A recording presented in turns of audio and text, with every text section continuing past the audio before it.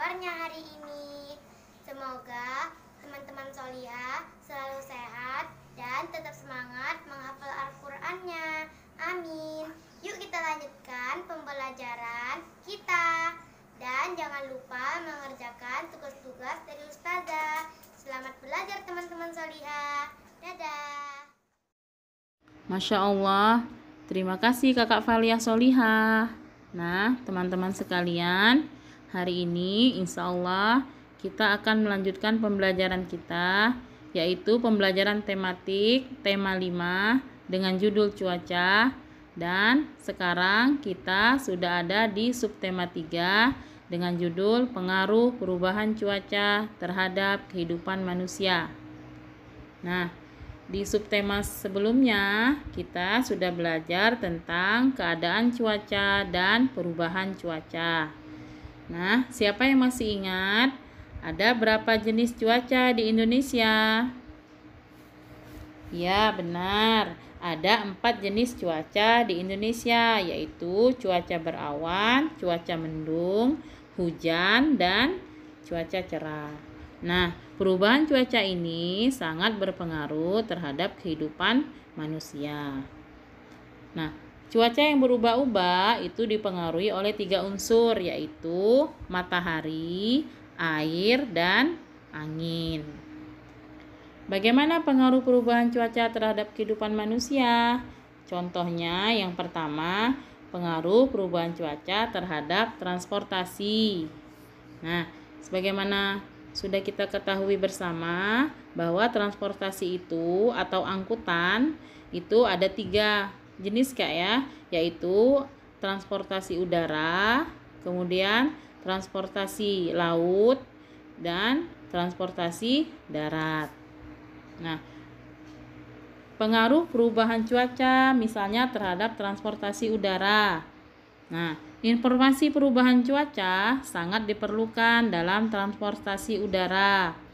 Misalnya, pesawat dapat tertunda penerbangannya bila keadaan cuaca tidak memungkinkan.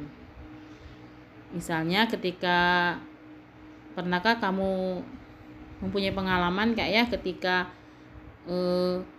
pesawat kamu akan berangkat tapi hujan deras, maka pesawatnya ditunda keberangkatannya ya, seperti itu Kak ya. Perubahan cuaca itu berpengaruh terhadap transportasi udara, juga terhadap transportasi laut ya. Misalnya nahkoda kapal itu sangat memerlukan informasi perubahan cuaca karena ada hal-hal yang perlu diwaspadai, yaitu misalnya hujan disertai badai, angin kencang yang menyebabkan gelombang laut besar. Jadi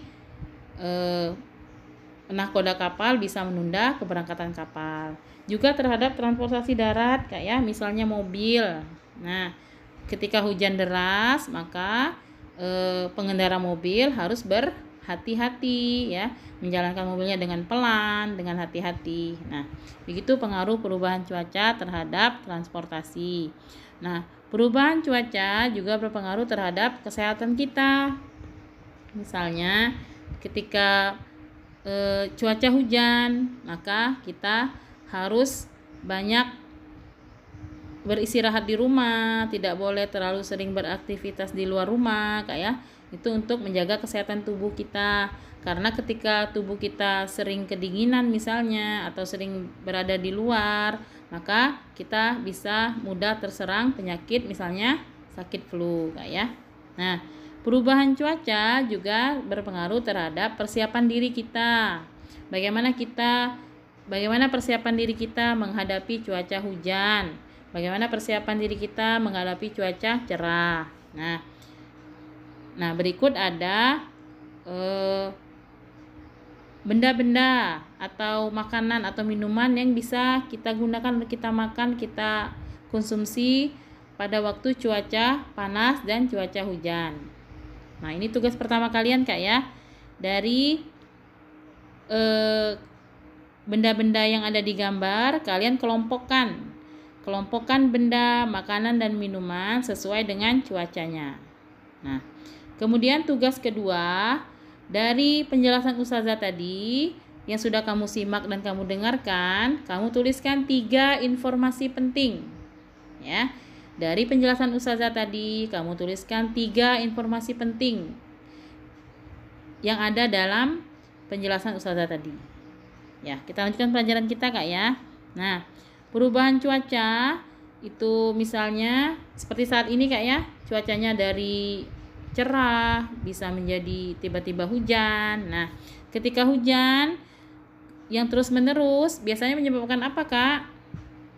Iya, bisa menyebabkan banjir. Nah, karena negara kita ini negara yang luas, Kak, ya, negara yang punya bermacam suku, punya bermacam budaya, punya banyak provinsi, Kak, ya. Nah, jadi kadang kita mendengar kabar seperti saat ini, Kak, ya, ada bencana alam di misalnya Sulawesi atau di Pulau Jawa. Nah, bagaimana perasaan kita, Kak? Kasihan nggak kita lihat teman-teman kita atau saudara-saudara kita yang kena musibah itu?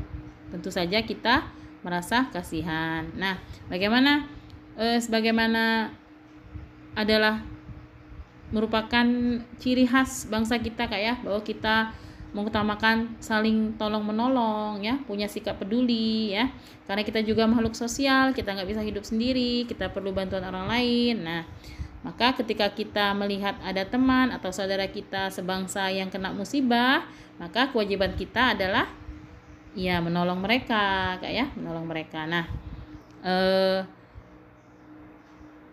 berikut tugas ketiga, Kak, ya. Nah, tugas ketiga kalian yaitu membuat poster.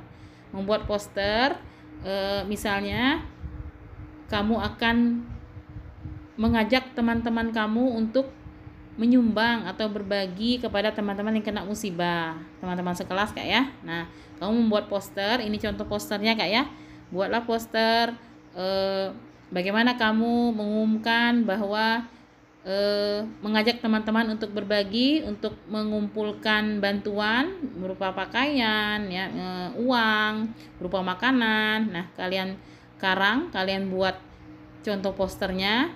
Kemudian untuk menghiasi posternya biar lebih menarik, agar nanti misalnya teman-teman baca jadi lebih ingin membaca, maka posternya harus kamu beri hiasan, ya. Nah, hiasannya itu misalnya dengan pola garis, kayak di tepian itu, Kak, ya, di tepi poster kamu. Nah, kamu beri hiasan pola garis, misalnya pakai garis lurus vertikal, garis horizontal, bisa juga garis miring, boleh juga dengan garis melengkung dan juga dengan garis bergelombang, ya.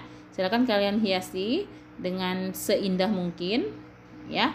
Itu contoh poster yang akan kamu bagikan ke teman-teman supaya teman-teman istilahnya tertarik untuk menyumbang, untuk berbagi dengan teman-teman tadi yang kena musibah, ya. Nah, kemudian kamu juga mempunyai tugas untuk menceritakan pengalaman kamu menolong seseorang, ya. Silakan di situ kamu tulis, sudah ada contohnya di situ, Kak, ya. Siapa yang kamu tolong, misalnya tetangga dekat rumah, kemudian kapan kamu melakukannya, ya, kamu masih ingat misalnya 2 hari yang lalu.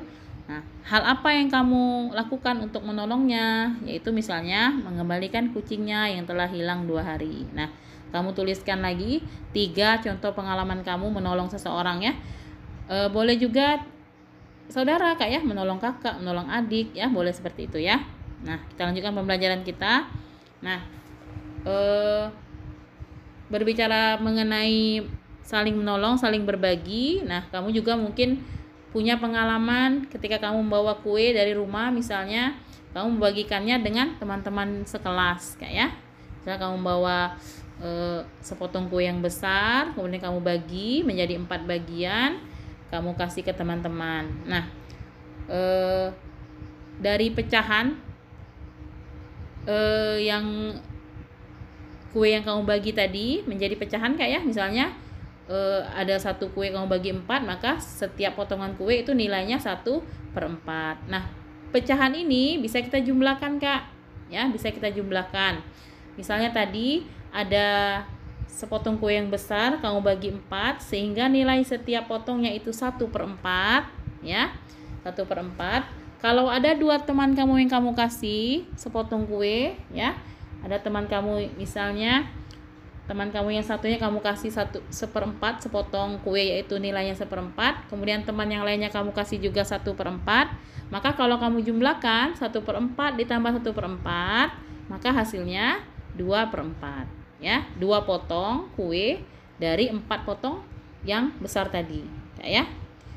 Jadi seperti itu kayak menjumlahkannya. Yang dijumlahkan hanya pembilangnya ya. 1/4 ditambah 1/4 sama dengan yang kamu jumlahkan hanya pembilangnya 1 tambah 1, sedangkan penyebutnya tetap ya. Seperti itu cara penjumlahan pecahan ya.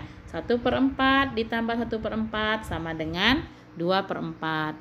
Nah selanjutnya ini contoh kayak misalnya ya, ibu membawa 1 loyang kecil kue bolu. Kue bolu dipotong menjadi 4 bagian. Di dalam bus Dayu makan 1 potong kue dan ayah pun makan 1 potong kue. Berapa bagian kue yang telah dimakan Dayu dan ayah? Nah, Dayu memakan 1/4 bagian, ayah juga makan 1/4 bagian. Yang ditanyakan berapa jumlah kue? Berapa bagian kue yang telah dimakan Dayu dan ayah? Maka kita jumlahkan 1/4 tambah 1/4 sama dengan 2/4. Seperti itu Kak ya.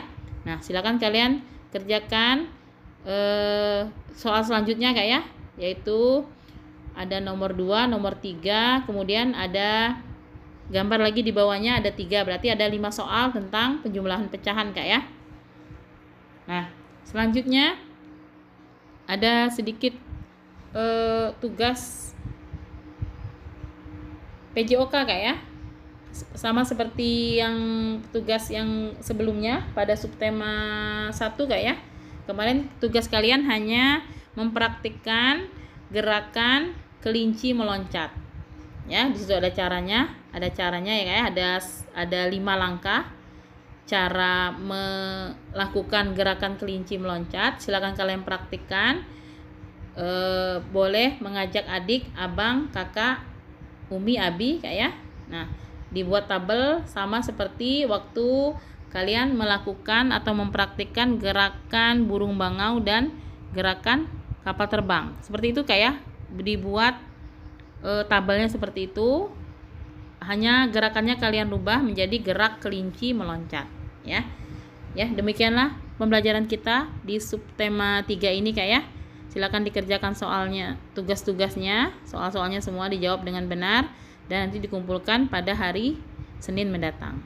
Demikian pelajaran hari ini. Saya tutup. Assalamualaikum warahmatullahi wabarakatuh.